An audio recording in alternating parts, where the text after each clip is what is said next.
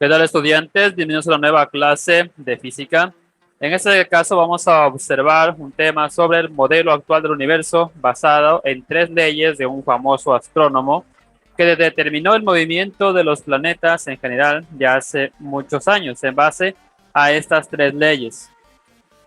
Hoy en día sabemos que todos los cuerpos del sistema solar, incluido la Tierra, se mueven alrededor del Sol. Sin embargo, el Sol no es el centro del universo, sino una estrella situada en la periferia de la Vía Láctea. Este conocimiento ha sido fruto de los avances astronómicos desde el siglo XVII hasta nuestros días. Veamos algunos de ellos. Recordando un poco lo que habíamos mencionado sobre los conceptos del movimiento del universo, en los cuales había varios conceptos en los cuales se creía que la Tierra era el centro del universo y que el Sol y los planetas giraban a su alrededor.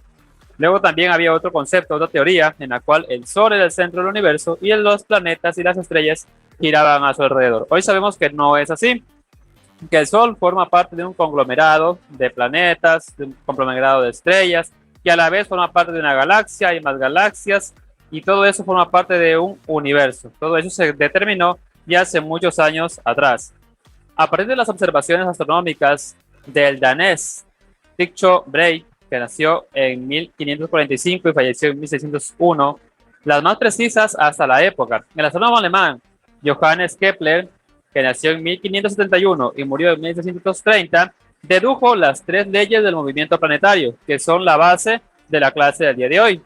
Johannes Kepler, figura clave de la revolución científica, fue un astrónomo y matemático alemán conocido fundamentalmente por sus leyes sobre el movimiento de los planetas en una órbita alrededor del Sol. Fue colaborador de Tycho Brahe, a quien sustituyó como matemático imperial de Rodolfo II. Entonces, quiero que se den cuenta en la fecha en la cual ya se conocía sobre los movimientos planetarios y la forma en la cual se mueve en el sistema solar, en 1571, donde básicamente no existían satélites ni telescopios avanzados que nos permitieran ver los planetas, la rotación de los planetas, el movimiento de los planetas. Sin embargo, en base a deducciones, mediciones y cálculos, se logra determinar con exactitud cómo se muevan los planetas en diferentes órbitas, llegando a una conclusión en que los planetas tienen un tipo de movimiento similar entre sí, y se deduce en base a las tres leyes de Johannes Kepler. ¿De qué se tratan estas tres leyes? Nuestra primera ley de Kepler, que es la ley de las órbitas. La primera ley, conocida como ley de las órbitas, acaba con la idea, mantenida también por Copérnico, de que las órbitas debían ser totalmente circulares. Los planetas giraban alrededor del Sol siguiendo una trayectoria elíptica. El Sol se sitúa en uno de los focos de la elipse. Es decir, que si tenemos aquí el Sol, esta órbita es la que dibuja un planeta. Pongamos, por ejemplo, la Tierra. La Tierra viene a moverse a través de esta circunferencia en forma de elipse. Tenemos aquí dos focos en los cuales puede estar ubicado el Sol. Es decir, existe un punto donde el Sol llega a estar más alejado de la Tierra, mientras que existe otro punto donde el Sol y la Tierra llegan a estar más juntos. Eso también, este movimiento planetario, movimiento elíptico, es también el que se basa para determinar los climas, las estaciones del año, verano, otoño, invierno, primavera, etcétera, ya que entre más está alejada la Tierra del Sol es cuando la Tierra más se enfría. Sin embargo, cuando la Tierra se acerca más al Sol es cuando se calienta aún más y ahí es donde se genera el verano. Si la curvatura de la trayectoria de la Tierra, si su órbita fuera totalmente redonda, circular, entonces no existirían estas estaciones. Pero debido al movimiento elíptico que tiene la Tierra y todos los planetas alrededor del Sol, es que existen estas estaciones y los planetas se enfrían o se calientan dependiendo cuánto se alejen o se acerquen del Sol. La Tierra no es el único planeta que tiene este movimiento elíptico. Todos los planetas del sistema solar tienen este movimiento elíptico. Algunos tienen un movimiento más grande que otros debido a que están más alejados del Sol. Mercurio, el que está más cerca, luego Venus, Tierra, Marte, Júpiter, Saturno, Urano, hasta Plutón, que viene a ser el planeta más alejado del Sol, también tiene un movimiento elíptico alrededor del Sol. Esto es lo que nos indica la primera ley de Kepler, que todos los planetas tienen un movimiento elíptico y no totalmente circular, como lo había determinado Copérnico ya hace unos años antes que él. La segunda ley de Kepler es sobre la ley de las áreas. Esta segunda ley se conoce como la ley de las áreas. Establece que el radio vector barre áreas equivalentes en el mismo intervalo de tiempo. El radio vector es una línea imaginaria que conecta al planeta con el Sol. Por lo tanto, su longitud varía según la distancia entre ambos. El enunciado de la segunda ley de Kepler es el siguiente: el radio vector que une a un planeta con el Sol barre áreas iguales en tiempos iguales. ¿Qué significa esto? Ya habíamos determinado que la órbita de la Tierra alrededor del Sol es elíptica. Por lo tanto, en algunos tramos serán movimientos más largos, mientras que en algunos tramos serán movimientos más cerrados. Sin embargo, estos movimientos que se miden sus áreas mediante la distancia del radio de esta órbita, que es el radio, recordemos que es el punto centro que une con el borde de la circunferencia. Eso es el radio, la línea recta que une el centro con el borde de la circunferencia. Si tomamos el Sol como el centro de la órbita de la Tierra y trazamos una línea imaginaria hasta la órbita de la Tierra, entonces tendremos aquí esta área que se representa con A2.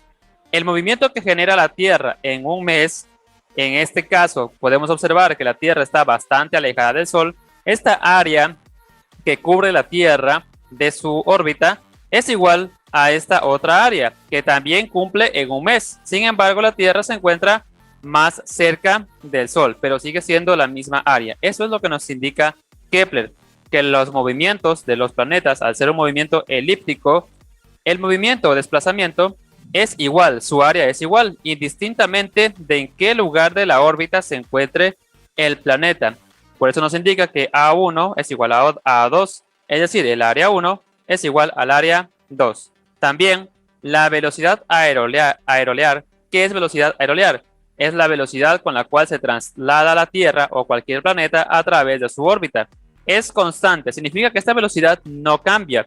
Esto implica que cuanto más lejos está un planeta del Sol, más lento es su desplazamiento. Cuanto más cerca está el planeta del Sol, su desplazamiento es más rápido. Entonces, cuando la Tierra se acerca más al Sol o cuando cualquier planeta se acerca más al Sol, su desplazamiento es aún más rápido debido a la gravedad, tanto la gravedad del planeta como la gravedad del Sol. Y cuando ésta se aleja del Sol, en cambio, su movimiento es aún más lento. Bien, es debido también a esto que se generan los años bisiestos.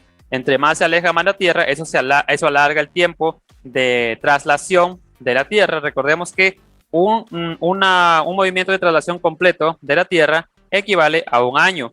Cuando ocurre el año bisiesto, que es cuando se alarga un día más al mes de febrero, es porque la Tierra aún se encuentra lejos del sistema de la órbita del Sol. Esta es la segunda ley de Kepler, que se aplica para todos los planetas. Y su última ley, la tercera ley, que es ley de los periodos. La tercera ley de Kepler se conoce como ley de los periodos o ley de las armonías. Permite comparar las características del movimiento de los planetas entre sí. La comparación toma en cuenta el periodo orbital y el radio de órbita de cada planeta. El periodo orbital es el tiempo que demora un planeta en dar la vuelta completa al Sol. Eso viene a ser el periodo orbital, es decir, cuánto tarda un planeta en dar la vuelta completa al Sol. El radio de la órbita es el semieje mayor de la elipse. El enunciado de la tercera ley de Kepler dice lo siguiente: el cuadrado del periodo orbital de cualquier planeta es proporcional al cubo del radio de la órbita. Aquí ya tenemos que aplicar una fórmula para poder calcular este movimiento.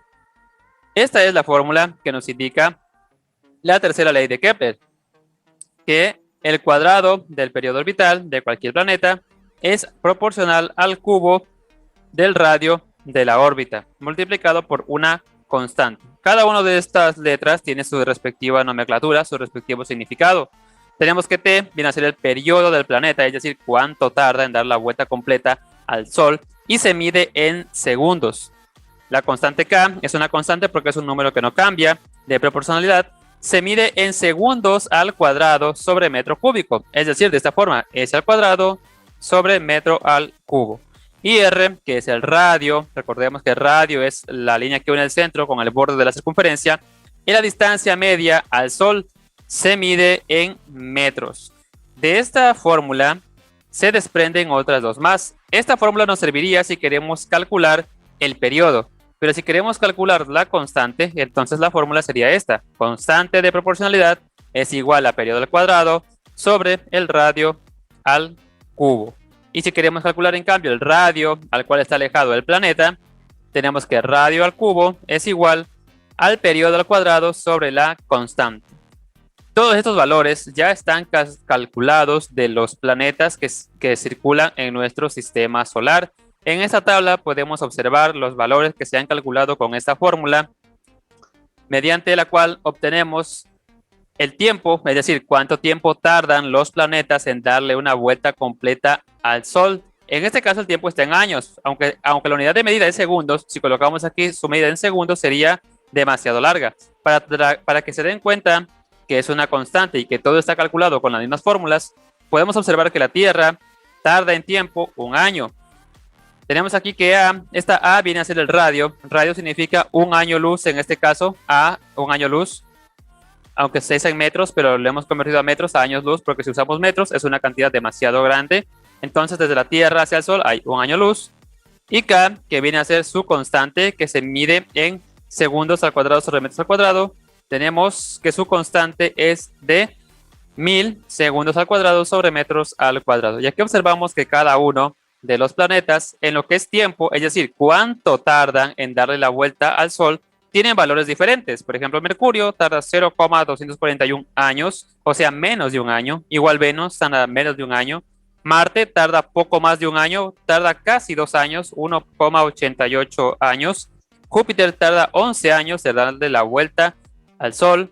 Saturno tarda 29,6 años, Urano 83,7 años, Neptuno 165,4 años. A, que viene a ser el radio, es decir, la distancia que hay desde el Sol hasta el planeta. En este caso, la distancia de Mercurio viene a ser 0,38, es decir, un poco menos de un año luz. Venus es 0,72, la Tierra un año luz, Marte 1,52 en año luz, Júpiter 0,2, Saturno 9,58, Urano 19,14 y Neptuno 30,2 años luz. Estos valores, tanto de las órbitas, de las distancias, como también el periodo, es decir, el tiempo en que tarda el planeta en dar una vuelta al Sol, son diferentes. Pero sin embargo, la constante de proporcionalidad, esta es totalmente igual en la mayoría de los casos. Por eso se llama constante, porque es un valor que no cambia. Podemos observar que la constante tiene 1,0002 o 1,00, 1,00, o sea, no hay una gran diferencia. De hecho, si redondeamos, como ya habíamos explicado anteriormente, podemos redondear cualquiera de las cifras. Si redondeamos, por ejemplo, hasta la primera cifra, para eso observamos que, por ejemplo, en Marte, que tiene 9, significa que la siguiente cifra la redondeamos. 9 se redondea a 10, sería 1,0, es decir, igual que los demás planetas. Y lo mismo pasa con el resto de los planetas, con Júpiter, Saturno, Urano, Neptuno. Entonces, todo este valor prácticamente viene a ser el mismo y se puede determinar utilizando la fórmula. Y aquí podemos observar entonces la explicación de las 3 leyes de Kepler, las cuales se aplican para todos los planetas del sistema solar. Es básicamente teoría, es teórico para comprender cómo es el desplazamiento de los planetas en nuestro sistema solar, y no solamente en nuestro sistema solar, en cualquier otro sistema solar que se llegue a descubrir.